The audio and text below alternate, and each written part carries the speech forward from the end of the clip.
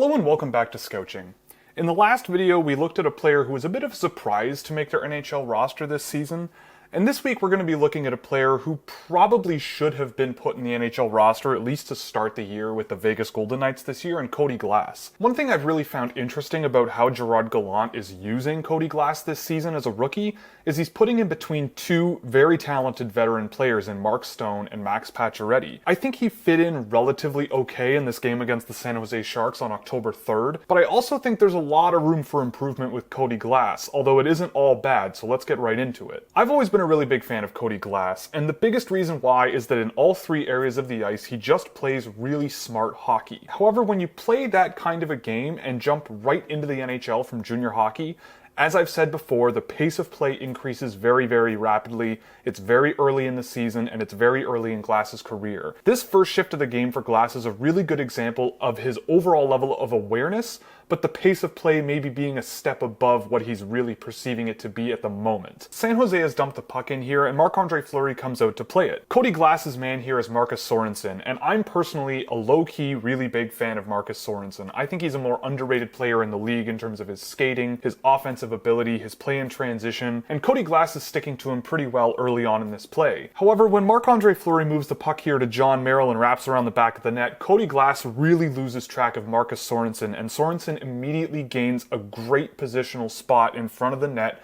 and Cody Glass really doesn't have a chance to catch up to him. And this was the first instance of a bit of a systematic problem with Glass in terms of his explosivity. He seems to play a bit more of a calm, patient, go-with-the-flow type of game, but when you're countering a player like Marcus Sorensen who can really dash around the ice pretty well, you're going to need to be a lot tighter to that aggressive forecheck. So I will forgive Glass a little bit. It's early in the season, it's early in one of his first NHL games. He might lose track of a really fast winger time and time again in the early days of his career. It's just going to be something to keep an eye on moving forward. He's going to need to have a little bit more explosivity to really keep up with these players. On the next play, he's line matched up against the Sharks' best center on the team in Logan Couture. Now that's a really, really tough player to counter, but I think this play really showcases Cody Glass's overall intelligence and his lack of explosivity in the NHL level. The Sharks have dumped it in once again, and this is their top unit of LeBanc, Meyer, and Couture. On this play, Cody Glass is positioned really nicely defensively right out in the middle of the ice, monitoring where Logan Couture is going. Nate Schmidt is applying pressure to Timo Meyer right away, and Brayden McNabb is at least cutting off the passing lane between Meyer and LeBanc behind the net. Meyer's a really smart offensive player as well, and he immediately shovels a pass out into the middle of the ice, knowing that Logan Couture is probably somewhere in that zone. Couture does a decently good job of supporting him, but if you look at this freeze frame, the player that should be getting to the puck here first is Cody Glass.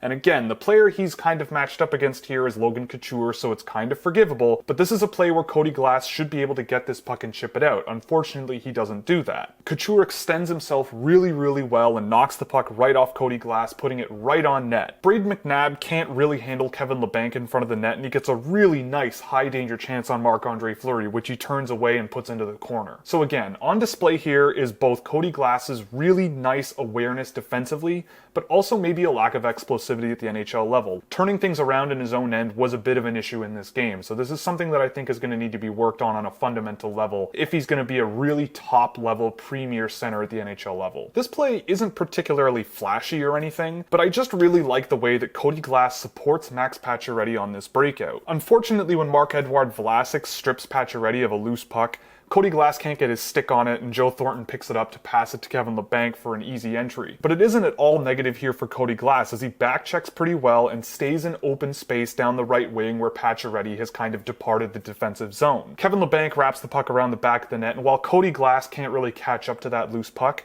he follows that up by forechecking really aggressively against the men at the point. In doing so, he does something that I really, really like to see from young hockey players, which is apply pressure and force the opponent to make a decision. The pressure that Cody Glass applies here causes Vlasic to put a pretty poor pass along the boards that's easily cut off by one of the best two-way wingers in the whole game, Mark Stone. Stone also notes that wide open in the middle of the ice here is Max Pacioretty ready for a breakout. Unfortunately, the pass from Stone to Pacioretty isn't great, it's kind of bobbled, but again, the hockey IQ and awareness of Cody Glass here, he gets right into the play and tries to fetch that loose puck as it bobbles to get the puck out of his own zone. A few whacks with the stick by Cody Glass and the puck's by Marc-Edouard Vlasic, and what do you know, Max Pacioretty and Mark Stone now have a 2-on-1 on Brent Burns. So Cody Glass plays a really nice responsible centers game already at the NHL level, and that's really promising to see. As the first period wound down to a close, there's another example of that lack of explosivity and raw speed out of Cody Glass that I think is going to need to take a step if he's going to be a premier center in the National Hockey League. However, he does follow it up with a nice play on this one. I will say Mark Stone doesn't give Cody Glass the best opportunity for a breakout play here, as ideally Cody Glass would like to be generating speed up the middle of the ice, but the pass he gets from Mark Stone kind of forces him more to the right side boards. It kind of kills a little bit of his speed and a little bit of his ability to cut into the middle of the ice, which is where there is more open space to make a play. However, he takes this pass a little bit awkwardly and loses even more speed by nearly stopping along the boards. Again, if he's going to exit the zone here, he's going to need to be explosive on his feet. His first few strides are going to need to get him not just away from Leon Bergman, who's chasing after him in the offensive zone,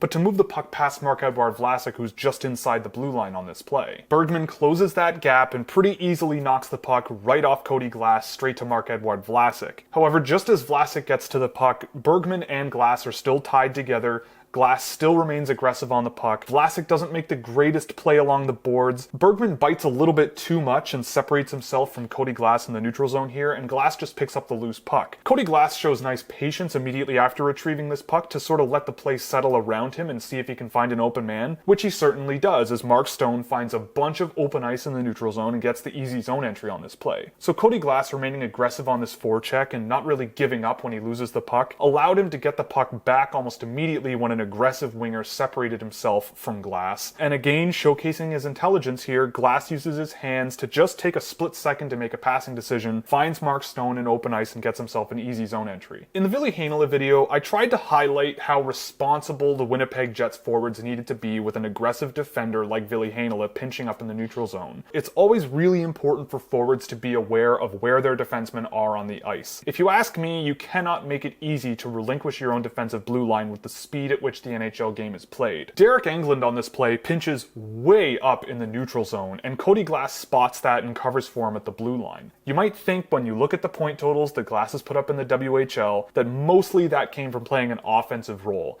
but competent defense enables a good offense, and here he's doing that job really well for a young center. John Merrill gets tied up a little bit with Joe Thornton, who's chipping the puck into the offensive zone, but luckily Cody Glass is there to retrieve that puck, almost as if he were a defenseman on this play, and Derek Englund is nowhere to be found. Glass looks over his shoulder for a split second and sees that Joe Thornton is likely going around the far side of the net to wrap around the back and encounter Glass behind the net. That opens up room for John Merrill to go to the boards and retrieve a pass from Cody Glass here, which is exactly what Glass does. John Merrill takes a little bit too long to corral this pass, but it does allow him to diffuse the offensive pressure that the Vegas Golden Knights are facing here, and he can move the puck to Mark Stone and continue trying to break the puck out of their own end from there. A young center like this is going to need to be doing stuff like this in the National Hockey League consistently, especially with how the game is played nowadays, with aggressive forechecking defensemen, aggressive defensemen in the neutral zone to break up breakouts. You're going to need to have an entire 5-man unit extremely aware of where everyone else is on the ice. It just makes your life a lot easier, and if you have a young center like Cody Glass, this smart and this aware of what's going on the ice, I think the future is really, really bright for that player. The next play resulted in Cody Glass scoring his first career goal, and I'm thrilled about that. I've been a big fan of Cody Glass for a long time, and I'm really, really happy things are starting to pay off for him. He showcases really good offensive awareness here, as 3 San Jose Sharks are really focused on Stone and Pacioretty. Cody Glass is almost alone on his own on the right wing and has all the time in the world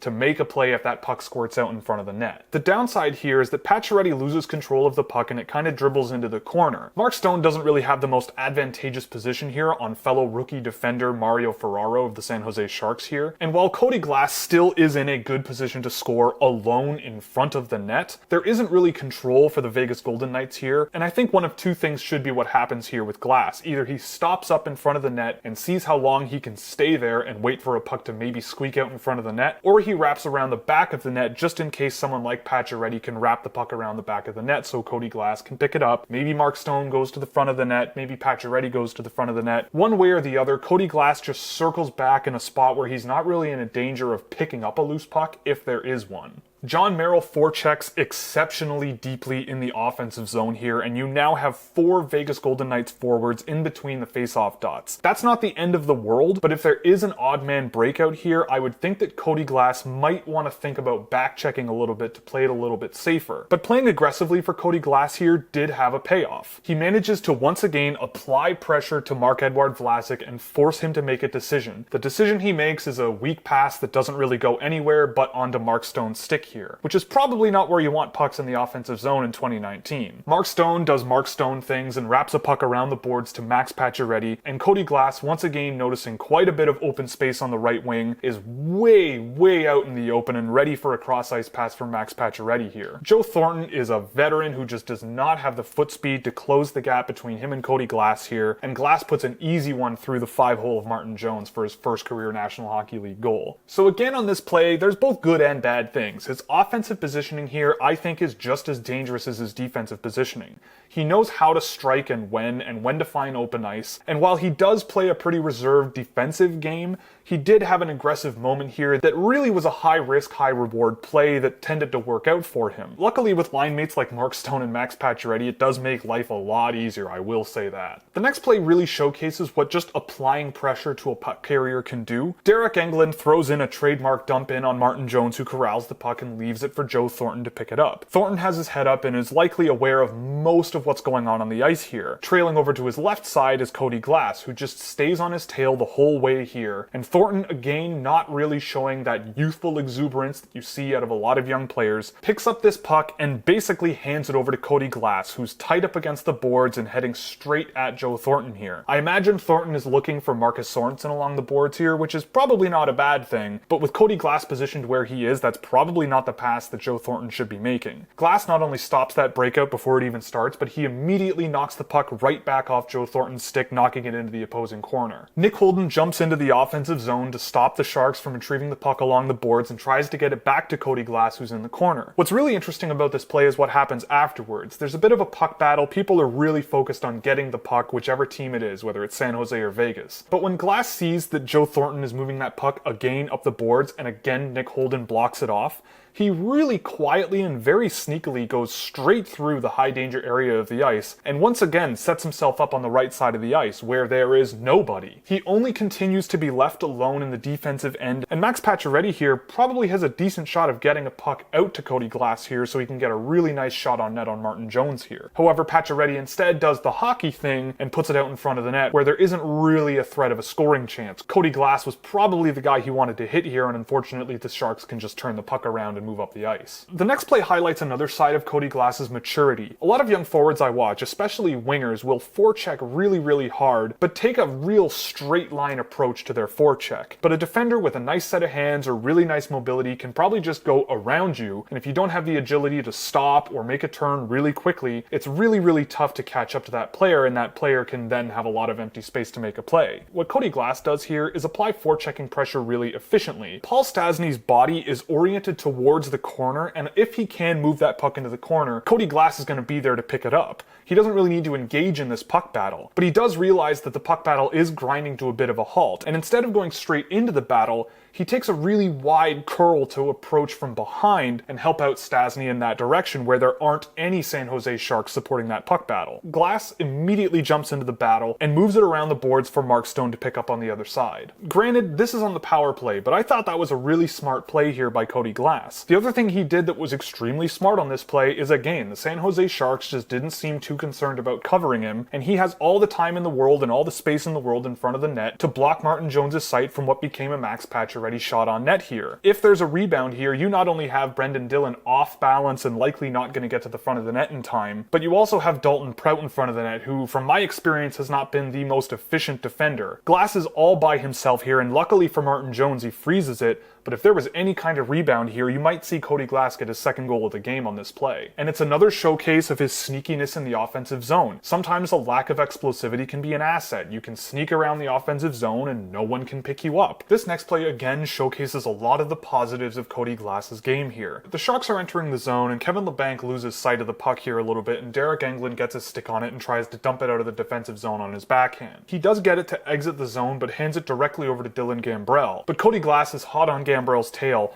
and immediately engages in a battle with him and strips him of the puck. Glass tries to move it up the ice and it doesn't really work out, but Mark Stone fetches it and takes it back into his own zone to try to force an outlet pass into the neutral zone. And this is pretty standard NHL stuff. Stretch pass to a guy at center ice who can dump it in to avoid icing and get a dump and chase play going. And the proper way to counter the opposing team picking up a dump and chase is to have guys against the boards to prevent guys from wrapping the puck around the boards, which Martin Jones tries to do here. And while it gets past Cody Glass here, Jonathan Marchessault manages to keep it in the zone. Glass goes to the front of the net, as he probably should, as he sees Max Pacioretty heading towards the boards. But he does also seem to notice that Lukas Radil is collapsing in on Max Pacioretty pretty quickly. He heads right back to the corner and tries to give Pacioretty some support. Pacioretty moves the puck into the corner and Glass is there to pick it up. He just has continued to facilitate offense on this shift really well. While he can't get a pass to the front of the net to get to Jonathan Marchessault and Brendan Dillon does pin him against the boards, he makes it so that Brendan Dillon really has to pin him against the boards and make Dillon earn that turnover. And even in that case, Marchessault manages to pick up that loose puck, fire it out into the middle of the ice, and Max Pacioretty is ready right there for a nice medium danger scoring chance. The next play, I think Cody Glass just had a little bit of a lapse of awareness. Kevin Labanc burns right by Cody Glass in the neutral zone and gets a really solid pass from Brent Burns. Nice hard passes in the neutral zone make life a lot easier, and Labanc is able to earn the offensive zone from here. One thing I've loved about Kevin Labanc through his career is his ability to stop up high in the offensive zone to create some space for himself and allow his teammates to set up in the offensive zone. He does this really well and totally shakes Derek Englund right off of him. Whenever Mark Stone is bearing down on you though, you know your decision-making time has to be as minimal as possible. He moves the puck out to the middle of the ice where Brent Burns is wide open waiting for that pass. This is a situation where Cody Glass probably should have picked up Brent Burns as the trailing man here, and he doesn't really have a man that he's really tight to in the defensive zone. He's probably focused on Lukas Radil here, but I don't really think that's the biggest threat when you have three Vegas players between the puck and the net. You've got Max Pacioretty pasted to Thomas Hertl here. You've got Nick Holden covering the front of the net, which is kind of where Lukas Radil is headed. You've got the passing lane between Labanc and Radil cut off by Derek Englund here, and Cody Glass leaves a ton of open space high up near the blue line for Brent Burns, who we all know can really shoot the puck. Brent Burns has all the time in the world to walk into the offensive zone and put a puck on net here. While Cody Glass does tie up Lukas Radil in front of the net with Nick Holden, Thomas Hertl is right in front of the net, wide open, ready to go if there's a rebound at the side of the net there. Luckily, Marc-Andre Fleury makes the save and the puck goes out into the corner from here, but it showcases that Cody Glass might need to be a little bit more aware from time to time in the defensive zone, because leaving that much open space when the player that has that open space is Brent Burns is probably something I would not advise. As we get closer to the end of the game, another situation where Cody Glass just really showcases a lack of explosivity on his feet is right here. He's behind the net with a ton of open ice in front of him. Now, there isn't anyone really presenting themselves as an outlet pass option here for him, so ideally I would think he would explode around the back of the net, generate a lot of speed, and try to start a breakout on his own here. But he doesn't really get his feet moving at all, and all of a sudden he's got three San Jose Sharks defensemen bearing down on him really aggressively,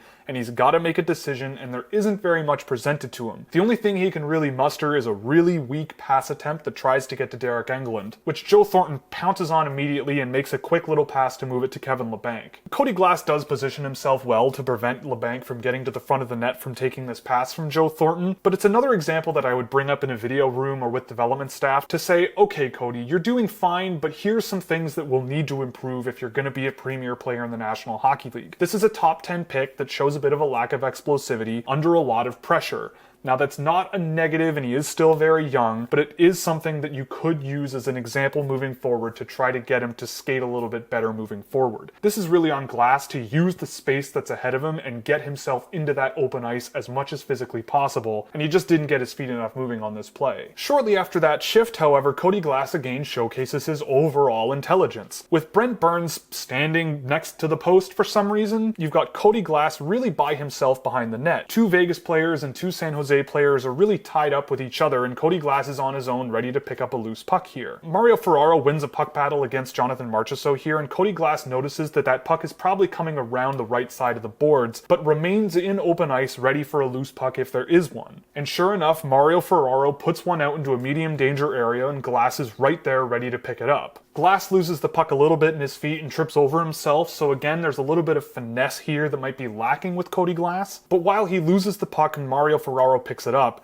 He does not give up on the play and immediately forechecks pretty hard on Mario Ferraro here, creating a 50-50 puck battle. And consistently applying that pressure again forces the Sharks to do something to avoid this from continuing. And Cody Glass, until the end of this clip, continues to be aggressive and tenacious on this play. The last clip for the video today is going to be another showcase of Cody Glass's overall offensive awareness. But Cody Glass does a really good job here, staying in open ice along the right side of the ice along the boards, and Cody Glass forechecks really hard against Mario Ferraro here, who launches a shot from the blue line. The shot is blocked by Mark Stone, and Cody Glass is right there anticipating that play, picks up the puck, takes it out of the defensive zone on his own, creating a really nice breakout into the neutral zone with a nice supporting player in Mark Stone on this play. Stone subtly separates himself a little bit from Mario Ferraro here, just enough, and Cody Glass waits it out just long enough to send a really nice chip pass into the offensive zone for Mark Stone to pick up and continue the offensive pressure. This is also a play made on Cody Glass's backhand on the left side of the ice for a right-hand shot. It's a really sneaky little play, and it's really hard to gauge when that pass is coming if you're Dalton Prout on this play. Prout seems more focused on pinning Glass against the boards as the pass has already been made, allowing Mark Stone to get right behind Dalton Prout immediately and be in almost on his own with only Mario Ferraro between him and the net. Max Pacioretty is trailing, and he's in wide open ice along the right wing and could be open for a pass here from Mark Stone. Stone does try that pass, and Mario Ferraro gets his stick on it, but it still manages to land in the glove of Max Pacioretty. With Marcus Sorensen being the quick skater that he is, he immediately attaches himself to Pacioretty, and Pacioretty can't really make a play here. But this almost could have been a fifth goal for the Vegas Golden Knights and the second point for Cody Glass on the night. It's a really nice breakout play that he assisted in pretty significantly, and it made Mark Stone and Max Pacioretty's life a lot easier for him to be able to make that sneaky little pass across the blue line past Dalton Prout. So that's one of the games that Cody Glass has played at the NHL level this year. The question I have here is, what is Cody Glass going to be this season? Is he going to be the center that plays between Max Pacioretty and Mark Stone for the rest of the year? I'm really not sure. He showcased multiple times a level of offensive and defensive awareness that I think are NHL ready. The main issue I have is maybe a lack of dynamic skating ability. He's a careful, pacey type skater,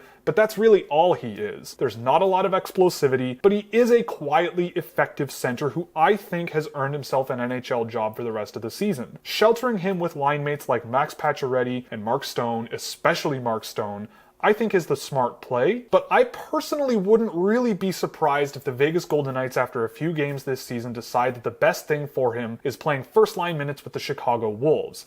I don't think that's a negative at all, especially if the focus is generating explosivity so he can be a better player at generating those breakouts in his defensive zone and through the neutral zone. Because once the puck is in the offensive end, we've seen multiple times today that he has no problem finding open ice, getting quick shots off, finding teammates in the offensive zone, keeping cycles alive. It's just a matter of the rest of the game that I think is just a step behind where it could be. I think there's a ton of potential for a really efficient two-way forward here, and having a number of really efficient two-way centers on your National Hockey League team is always a good thing. Cody Glass could be a very, very good one. It's still very early in his career. There are some weaknesses, but he showcased a lot of strengths in this game as well. And if his explosiveness and his skating can take a step or two at this level, then he could be a real lights out two-way forward with an offensive edge that's really hard to match. So that's all for Cody Glass's NHL Rookie Report. I hope you enjoyed. If you did, you know what to do. Click all the buttons below me so you never miss another video. If you really liked it, you could support us on Patreon or pick up some merchandise at the Scouchwear shop, where 50% of all the proceeds go to the Women's Sports Foundation. So that's all for this one, and I hope you catch me in the next one, where we look at New Jersey Devils center and first overall draft pick,